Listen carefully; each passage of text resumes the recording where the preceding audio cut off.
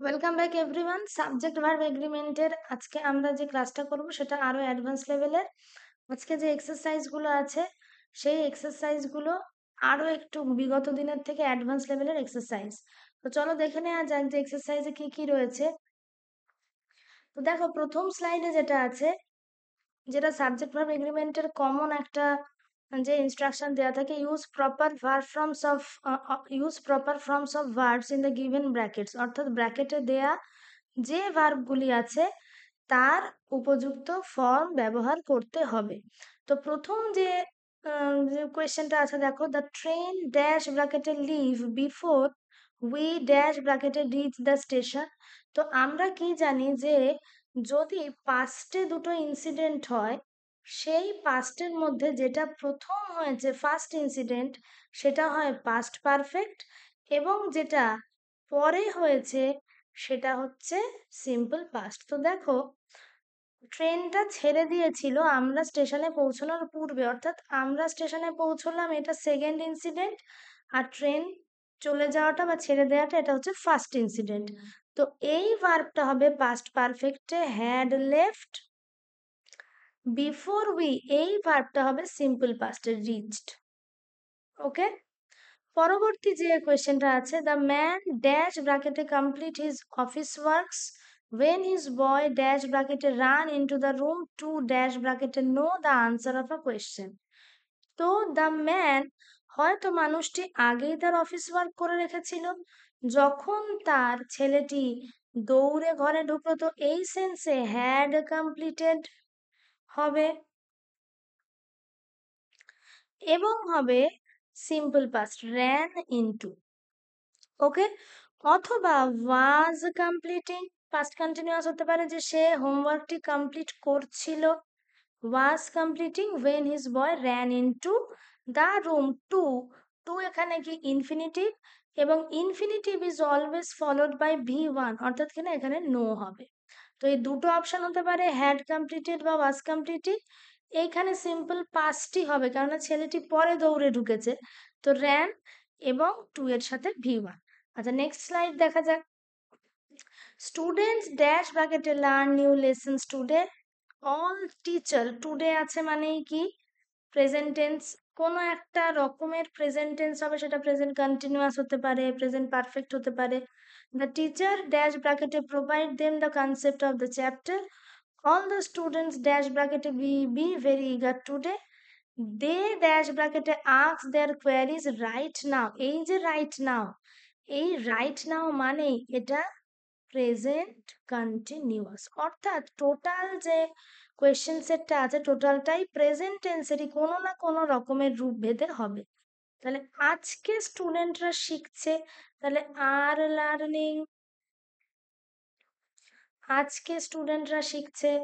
The teacher, আচ্ছা আমরা একটা কথা জানি যেটা লিখিত নয় অলিখিত নিয়ম, যে প্রেজেন্ট কন্টিনিউয়াসের সামান্য পাস্টে যদি তুমি যাও, যে প্রেজেন্ট কন্টিনিউয়াস থেকে সামান্য পাস্টে চলে গেল কোনো ঘটনা, তখন সেটা হয়ে যায় প্রেজেন্ট পারফেক্ট। ধরো তুমি এখন ভাত খাচ্ছ, কিন্তু তুমি খানিক পরে কি বলবে, আমি এই ভাত খেয়ে উঠলাম, দ্যাট ইজ প্রেজেন্ট পারফেক্ট। অর্থাৎ প্রেজেন্ট কন্টিনিউয়াস থেকে খানিক তুমি যদি অতীতে চলে যাও, দ্যাট ইজ প্রেজেন্ট পারফেক্ট।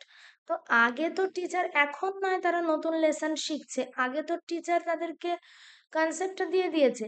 তাহলে the teacher has provided, present perfect টেন্সে আমি যাব, has provided the concept of the chapter। all the students be ভার্বের যে প্রেজেন্ট টেন্সে কি কি হতে পারে, বি, এম, ইজ, আর আমি তো বলেই দিচ্ছি যে এই টোটাল টেন্সটা প্রেজেন্ট হবে, আমার শুধু প্রেজেন্ট নিয়ে মাথা ঘামাতে হবে।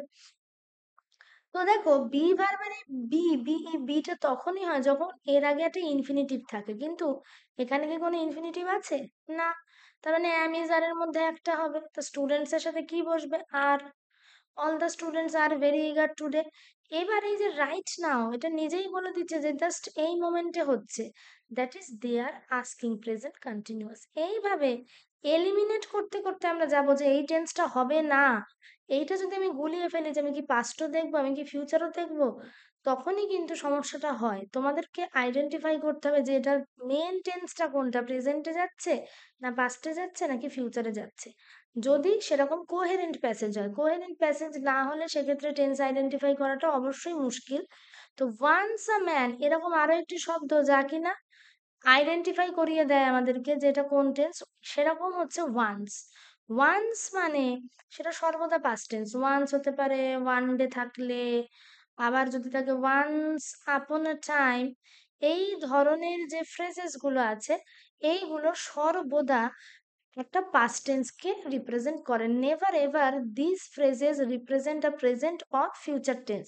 ওয়ান্স আ ম্যান ড্যাশ ব্র্যাকেটে ওয়ান্ডার অন দ্য রোড, তাহলে একদিন একটা মানুষ, আমরা বলি যখন বাংলায় কি বলি, ঘুরে বেড়াচ্ছিল, তাহলে ওয়াজ ওয়ান্ডারিং। ওকে, এই ওয়ান্ডার মানে হচ্ছে উদ্দেশ্যবিহীন ভাবে ঘুরে বেড়ানো। সাডেনলি হঠাৎ করে সে খুঁজে পেলো, suddenly he found, simple past tense. Okay, পরে খুঁজে পেলো, যেহেতু আগে ঘুরছিল পরে খুঁজে পেলো, পরে অপেক্ষাকৃত পরে যেটা হয় সেটা সিম্পল পাস্ট হয়। ইট ড্যাশ ব্র্যাকেটে স্ট্যান্ড অন দ্য পেভমেন্ট, তাহলে কি আগে দেখলো সে খুঁজে পেলো, তার আগে থেকে কিন্তু কুকুরটি দাঁড়িয়ে ছিল, হিজ পেট ডগ। তাহলে it was standing, okay, on the pavement and it. আবার রয়েছে বি ভার্ব। তাহলে দেখো বি ভার্বের পাস্টের যে রূপগুলো সেটা কি দুটি, ওয়াজ অথবা ওয়্যার। অ্যান্ড ইট তাহলে কি, ইফেক্টটা, তাহলে ওয়াজ। ইট ওয়াজ ক্লিয়ার দ্যাট ইট কি করছিল, খুঁজছিল, ওয়াজ সার্চিং, ফার্স্ট কন্টিনিউয়াসে গেল। এখানে একটা ফর থাকলে আরো বেটার হতো, যে searching for its it's master. তো এই হচ্ছে সাবজেক্ট ভার্ব এগ্রিমেন্ট করার আসল নিয়ম, যা কিনা আমরা এলিমিনেশন পদ্ধতিতে করব, রাদার দ্যান সমস্ত টেন্সে ঢুকে ঢুকে করব না। আমাকে কিছু কিওয়ার্ডস খুঁজে বার করতে হবে, সেই হিসেবে আমাকে বুঝতে হবে যে এটা এই টেন্সেই যাবে। এবং এই সাবজেক্ট ভার্ব এগ্রিমেন্ট কিন্তু প্রতিটি ক্লাসের জন্য up to class 12 very very important, এবং তারপরেও ইম্পর্টেন্ট। বিভিন্ন জব ওরিয়েন্টেড এক্সামের জন্যও কিন্তু এই এগ্রিমেন্ট বা সাবজেক্ট ভার্ব এগ্রিমেন্টটা ভীষণ গুরুত্বপূর্ণ একটা ম্যাটার। ওকে, তো এটা বোঝা খুব প্রয়োজন। আশা করি সকলে আজকের ক্লাসটি বুঝতে পারবে। যদি কোথাও কোনো সমস্যা থাকে তা কমেন্ট বক্সে জানাবে। চ্যানেলটিকে অবশ্যই লাইক, শেয়ার এবং সাবস্ক্রাইব করে দেবে, এবং চ্যানেলটির সাথে সব সময় যুক্ত থাকবে। আরো বন্ধুদের মধ্যে চ্যানেলটিকে ছড়িয়ে দিও, যাতে করে কিনা তারাও ফ্রিতে ভালো কন্টেন্ট দেখতে পারে। সকলে ভালো থেকো, সুস্থ থেকো, টাটা।